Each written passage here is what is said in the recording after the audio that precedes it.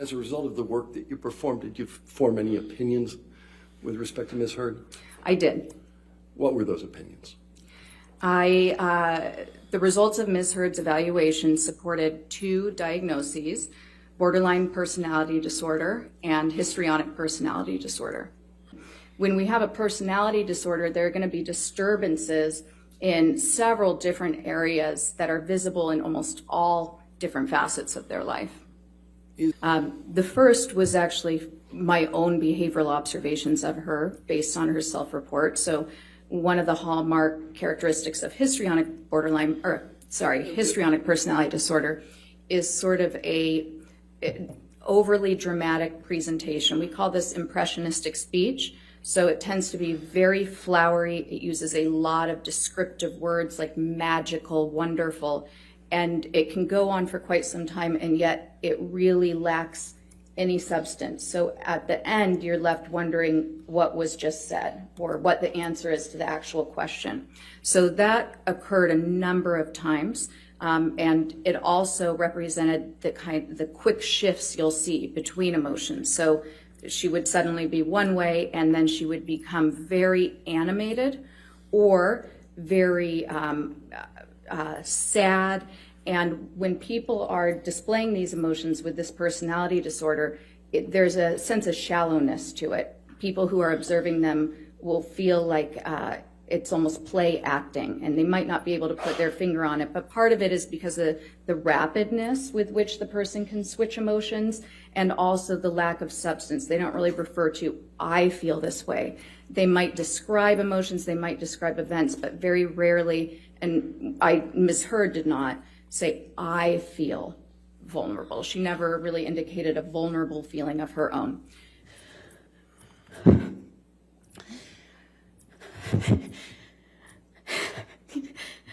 Sorry.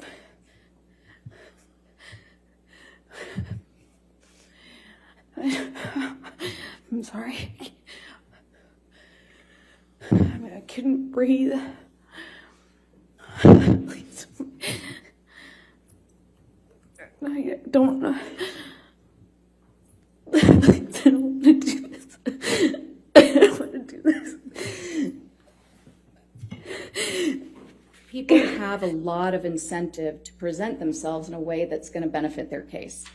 And they may want to look like they're sicker than they really are. They may want to look much healthier than they really are. And some of those incentives, they may not even realize that they're intending to do that. So it can be conscious or unconscious, but you really need to have a test that can check for that. And the MMPI-2 has a set of validity scales, we call them. These are scales that measure really the truthfulness and accuracy with which a person is approaching the test. And these scales on this particular test have been so well researched over many decades that they've become very nuanced, and they can tell us a lot about if somebody's, for instance, exaggerating. Are they elevating one of the scales that shows that they're exaggerating on purpose? Are they exaggerating in a manner that's more like a cry for help? Are they exaggerating in a manner that's clever and sophisticated or more obvious? And then the same exact thing goes for trying to minimize symptoms. We have a number of scales that can show us all the different, if somebody's trying to say they're the most wonderful person on earth, or if they're just trying to deny problems, and if they're doing that again in a very clever way or more of an obvious way. So that test was my choice for this case. And we get in an argument, and I shove past him, just stomp off. And he grabs me. We have an argument about me walking away, and am I walking out of this? And in my head, I was like, I actually wasn't thinking of leaving yet, but that would later be going through my mind. We had a brief interaction, and I don't remember the exact sequence of things. I wish I did. I have a lot of flashes. It gets a little bit more confusing from my ability to recall everything in a linear way a little later on as things got crazier. But for this part, the first night, what I distinctly remember is at one point, I don't think I had gotten very far, or maybe I came back into the room, but when he shoved me, I went flying across these parakeet floors. I mean, just skidding across these floors. And I remember thinking it just looked so easy for him to throw me around like that, you know. I just slid, screeching my skin against this like beautiful wooden floor. And we had another argument that was a spin-off from that. It was just kind of this on-off sort of thing that I remember eventually in this interaction, he shoves me up against the fridge. He has me by the throat, and he just was holding me there by my throat. And I wondered if it was the drugs. I wondered if it was him. It hadn't, in my recollection, hadn't been that long. He has me up against the throat. He's kind of bashing me against the wall next to the fridge. We're kind of moving in that area. And at some point, I'm in his face. And I don't know if he had let go of my neck or loosened my grip, but I remember slapping him across the face. What did you learn about Ms. Hurd from the results of the MMPI-2?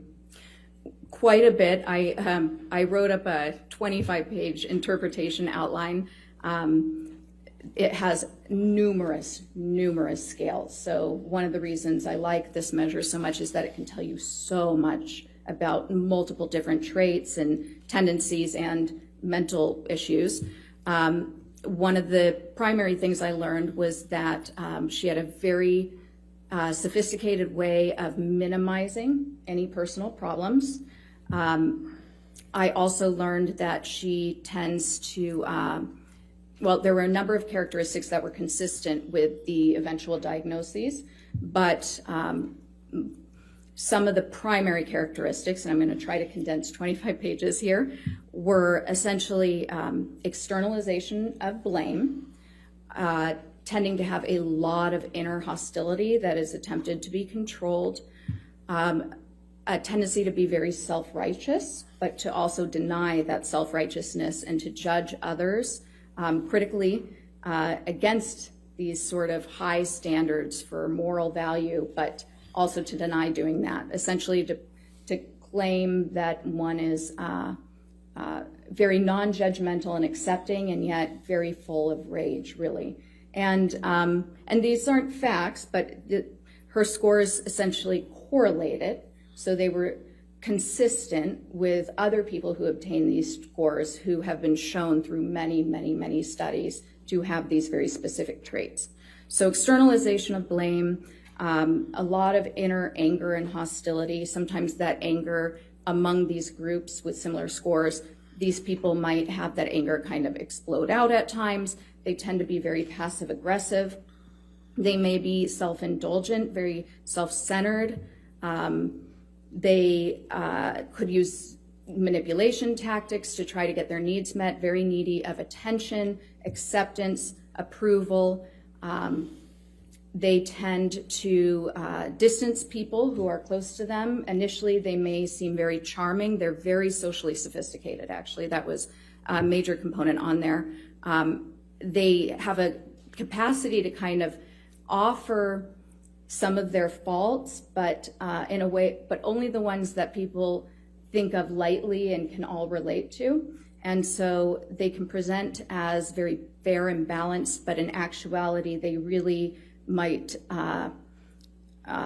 be very judgmental of others and unaware of problems in their behavior and their thinking. Screaming at him, screaming at me. I got my hand free when he tried to grab me when I walked off. I stormed off. I slammed the door upstairs. I don't know if it was in that instance or if it was in a later one that I eventually barricaded the door.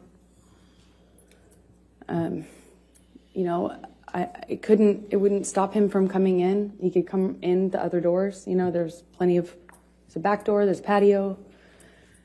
but at least I'd hear it.